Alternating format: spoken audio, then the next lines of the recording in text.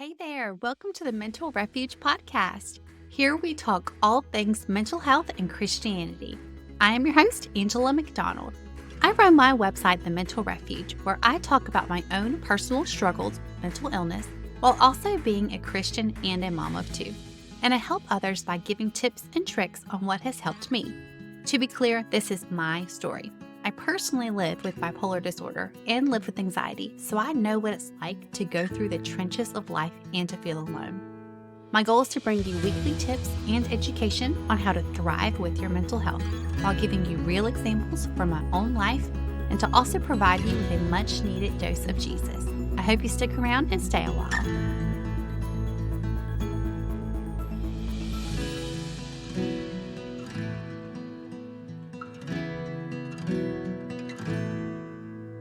Welcome to episode 3 of the Mental Refuge podcast. If you are watching this on YouTube, I just got my hair cut a few days ago and it's a little bit more blonder than I'm used to, but it's still cute. You might see me playing with my hair a little bit more than usual, so that's why.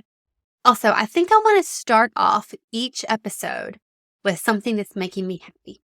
So right now, what is making me very happy is I have on a brand new Snoopy t-shirt. If you're on YouTube, you can look at it. He's laying on his doghouse, has pinks and purples and yellows in it, and I just love Snoopy. My son, who is 9, is actually the one who loves Snoopy, and so he gets so excited whenever I wear Snoopy t-shirts, socks, anything like that. I have a notepad, all sorts of stuff. So that is what is making me happy right now. So like I said, I want to start off each episode being grateful, being thankful, and letting you guys know something that's making me happy. So if you are on YouTube, if you're watching this, leave me a comment. What is making you happy today? So for today, I'm really excited about this tool that I'm going to share with you guys. I am all about learning different types of tools to improve our mental health. And I think this is one of the best things that we can do for ourselves. So let's go ahead and dive in. So last week, I told a story about when my husband had a stroke. And I related it to our mental health recovery and also how there is power in staying. If you haven't listened to that episode yet, be sure to listen to it because this is kind of like a part 2 to that episode, if you will. So at the end of last week's episode, I told you guys that if I had ended my life years ago or even weeks or months ago, I would have missed out on all of these things. I would have missed out on my daughter's laugh and the permanent dimple that is now on my son's cheek underneath his eye. I listed out so many things, and there are many more things and people that I would have missed out on. So today I'm going to share with you guys a list. This is a tool that you can tuck away into your tool belt. I call it the Reasons to Stay Alive list. So short version, as you can guess, it is a list that I have, and it lists out all the reasons why I should stay alive. So these are things that haven't happened yet, but I know that they probably will happen, and I for sure don't want to miss them by any means. It is for the future stuff. Now, my husband was the inspiration for this list. I don't even know if he knows that. When our son was an infant, I was going through a terrible bout of postpartum depression, which I now know is the beginning of bipolar disorder coming out. And I just absolutely hated life. I wasn't necessarily wanting to take my own life back then. That happened a couple of years later after my daughter was born. But I did constantly have dark thoughts. And so my husband encouraged me to write out a list. Now, that list back then was titled Things I Love About My Son. I was really struggling with connecting with him when he was born. And so he encouraged me to make that list. I'll probably go over that in full detail another day, probably when we talk about maternal mental health. But for right now, it morphed over the years. And right now, my list is called the Reasons to Stay Alive list. So about the list, it started out as an actual tangible list that was on a piece of paper. And sometimes I hung it up on my refrigerator. Other times I carried it around in my purse or my book bag or wherever or my diaper bag or anywhere like that. Now it looks like an app that is on my phone. So I use the Notes app that automatically comes on my iPhone. And I literally have the list typed out bullet point by bullet point. So I literally have it in my pocket at all times where I can see it whenever I need to. I have very easy access to it. Sometimes I look at it if I'm in a depressive episode and if I really need to get out of that funk. Other times I just solely look at it because I want a refresher. And it also makes me thankful for what I have. And it makes me thankful for the future and thankful and hopeful that I will see these things happen in my lifetime. So last week we talked about what I would have missed out on. So things that have already happened.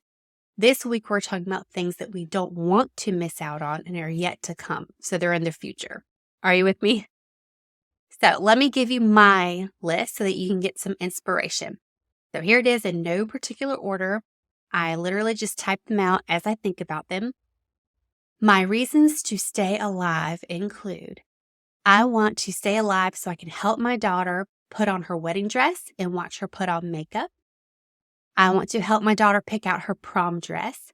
I have such vivid memories of my mom going with me to pick out my senior prom dress, and I want those memories for me and my daughter as well. I want to watch my son and daughter play more seasons of sports. I should also note that I think they may be close to being out of their sports careers, maybe not our daughter, but definitely our son. So I actually wrote this one a long time ago, so this could be something that I could potentially erase. I want to live so I can take them to Disney World and to Harry Potter World at Universal. Dude, that's going to be so much fun. I want to see who my kids fall in love with. I think that will be so exciting. I want to build our dream home. I put that on our list a long time ago. We have since moved. It is not our dream home, but I can see where we can definitely turn this home that we live in now into our dream home. And I'm excited to see it all come together and to just see basically Pinterest boards come to life. I'm so excited to see that happen. I want to have more sleepovers in our living room. We love to have a sleepover on a random night. I want to read and highlight more of my Bible so that I can pass it along to my daughter. I want to go to Nashville with TJ, my husband, and I want to buy some cowgirl boots. I want to watch TJ find his dream and flourish in his career.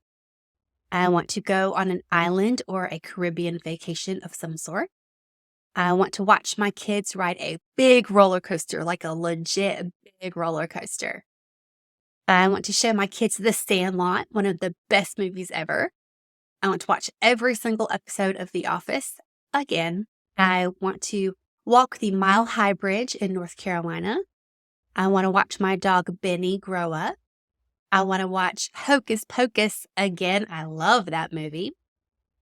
I want to live so I can hear and watch another summer thunderstorm. I want to live so I can potentially be a grandmother. And the most important to me, which I did say for last year intentionally, I want to witness while I'm here on this earth. I want to stay alive so I can watch my kids know and accept Christ and be baptized. So I want you to notice that these don't have to be big, huge items. Obviously, there's some big ones on my list. Like I want to have my kids know Christ and see that. I also want to go on big vacations. But I also put on there that I want to buy some cowgirl boots. So that's a nostalgia thing for me, side note, because I've been to Nashville several times. I've been with my mom a few times. I've been with some friends back in college. And I bought some cowgirl boots, which I loved, but I can't fit into them anymore. So I would love to create a new memory, show my husband around Nashville, which I'm sure it's changed drastically in the past 10 years. And I want to buy some new cowgirl boots. And I want to watch every episode of The Office again. Even something like watching Hocus Pocus again. I love Hocus Pocus. I love it. And that's one of those things where, yeah, it's on Disney Plus and I can watch it whenever I want to. But there's something just so special about watching it in October when it comes on Freeform and you just watch it in October and no other time. Something as simple and as stupid as that may seem.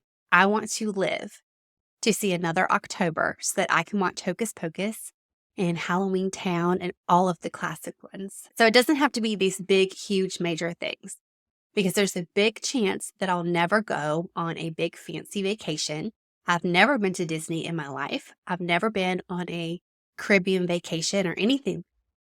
But I put it on my list because those are things I genuinely want to do. I want to do those things before I die.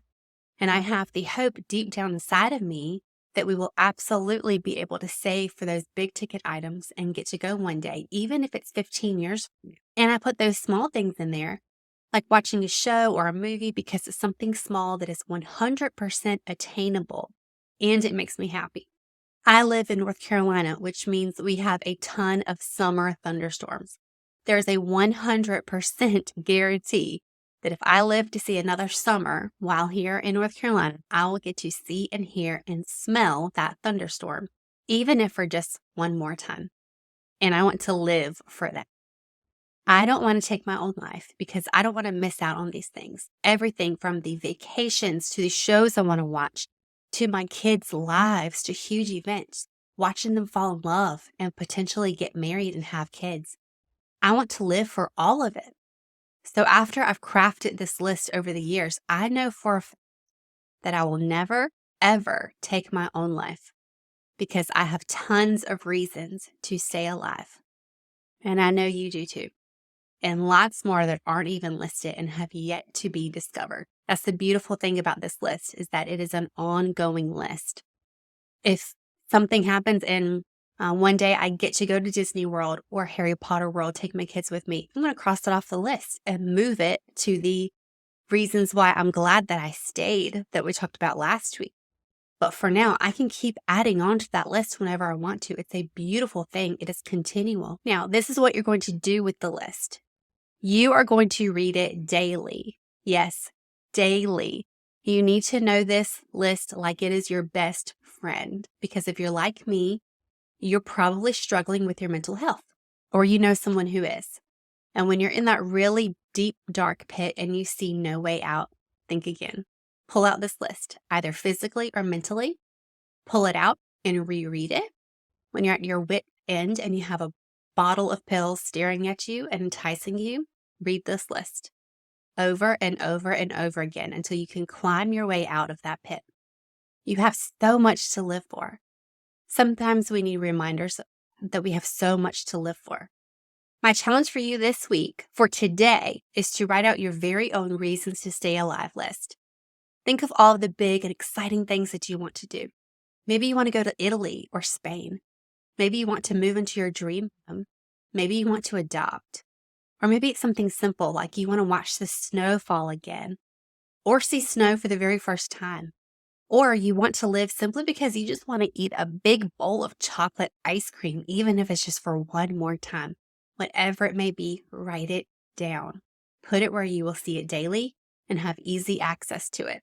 You might want to put it on the Notes app on your phone like I do. However you do it, just do it. Lord, I thank you so much for every single person listening to this who has stayed. And I thank you for giving us many reasons to stay alive, even reasons that may seem silly to others. God, thank you for this beautiful life that we have and for reminding us that our lives aren't over yet. May we go about our day and keep our list in the back of our minds at all times so that when we are in a dark pit, we have many reasons to climb back up. Amen. Now, if you want to see a physical copy of the Reasons to Stay Alive list, I highly recommend you take a look at the Rescued and Restored workbook. This is a 65-page downloadable mental health workbook that is filled with worksheets, prompts, and scripture to read in times of depression and anxiety. And yes, this includes your very own Reasons to Stay Alive list for you to fill up with all the things. It is jam-packed with stuff, and I don't want you to miss out on it. Simply head on over to thementalrefuge.com, and you can find the Rescued and Restored workbook under the Shop tab. And be sure to enter in the code PODCAST at checkout to get 15% off. I really hope you enjoyed today's episode. I know it was short and sweet. If you will, please leave a review of this podcast. It really helps spread the word to others, and believe it or not, it actually makes it visible so that others can find it. I hope you have a great rest of your week. Talk to you soon.